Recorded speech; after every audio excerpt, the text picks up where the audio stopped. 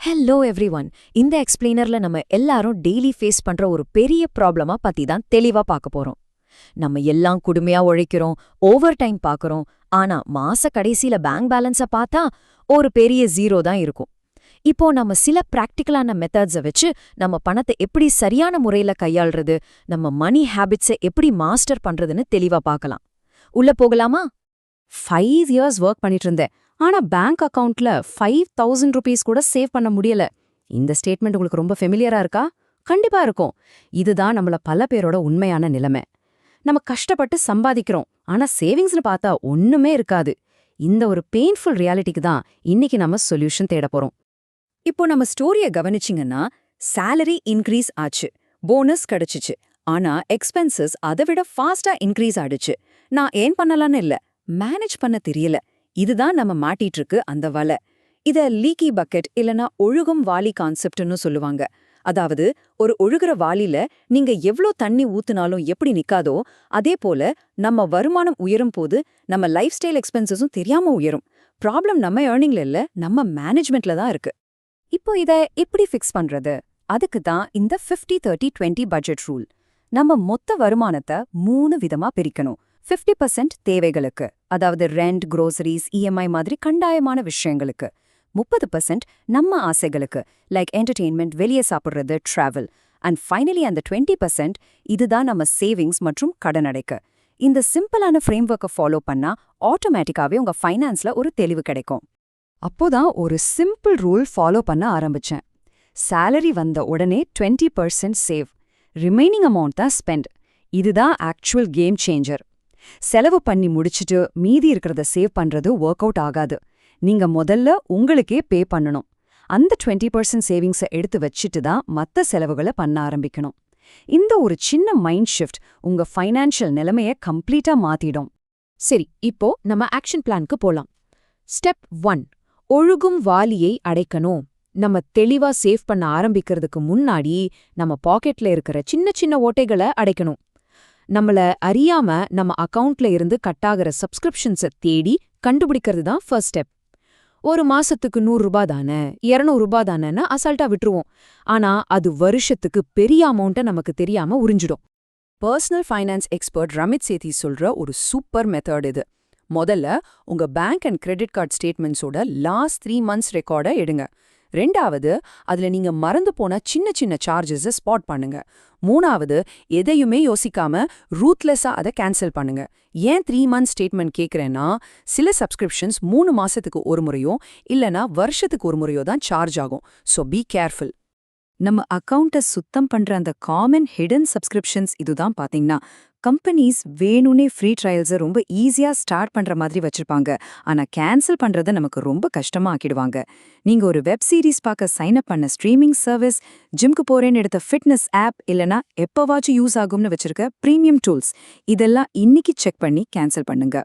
Step 2, உங்க internet பில்ல பேச்சுவார்த்தை நடத்தி குறைக்கணும்.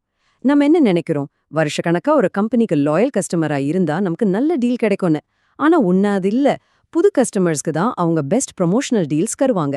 பழைய கஸ்டமர்ஸை அதே அதிகமான ரேட்ல தான் கண்டினியூ பண்ண வச்சிருப்பாங்க. இதை நம்ம தட்டி கேட்கணும். இதை எப்படி பண்றதுன்னு கேக்குறீங்களா?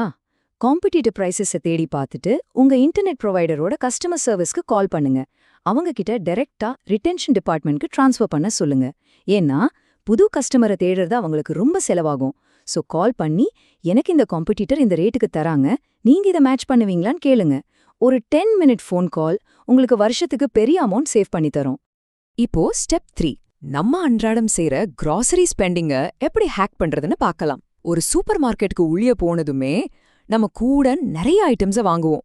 ஏன்னா அந்த ஸ்டோரோட லே அவுட் நம்ம இம்பல்ஸ் பையிங்க தோன்ற மாதிரி ரொம்ப தெளிவா டிசைன் பண்ணிருப்பாங்க.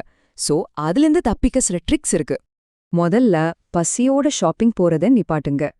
பசியோட போனா உங்க மூளை கண்ட ப்ராசஸ்ட் ஃபுட்ஸை வாங்க தூண்டும்.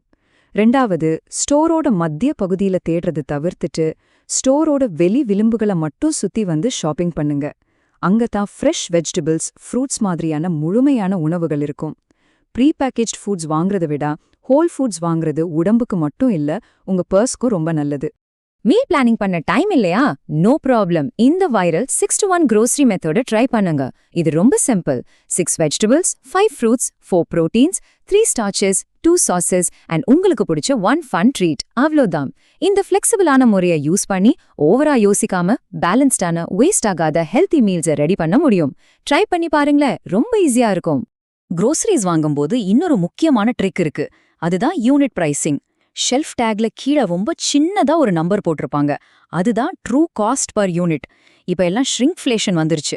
பிரைஸ் அதே தான் இருக்கும், ஆனா உள்ள இருக்கிற கண்டென்ட்டை சின்னது பண்ணிடுவாங்க. ஃபேன்சி பேக்கேஜிங்க பார்த்து ஏமாறாம இருக்க எப்பவும் இந்த யூனிட் பிரைஸ், அதாவது பர் கிராம் இல்லனா பர் லிட்டருக்கு எவ்வளோன்னு செக் பண்ணி வாங்குங்க. ஸ்டெப் 4, நம்ம அன்றாட செலவுகளை எப்படி சிஸ்டம்க்கு உள்ள கொண்டு வரது? இப்போ எல்லாம் நம்ம கார்டை தேய்ச்சு இல்லனா யூபிஐல ஸ்கேன் பண்ணி பே பண்றதால பணம் கையிலிருந்து போற வழியே நமக்கு தெரியல. பணம் செலவழிக்கிறது ஒரு இமோஷனல்லெஸ் ப்ராசஸா ஆயிடுச்சு. இதுக்கு தான் பிசிக்கல் பவுண்டரிஸ் கிரியேட் பண்ண வேண்டியது ரொம்ப அவசியம்.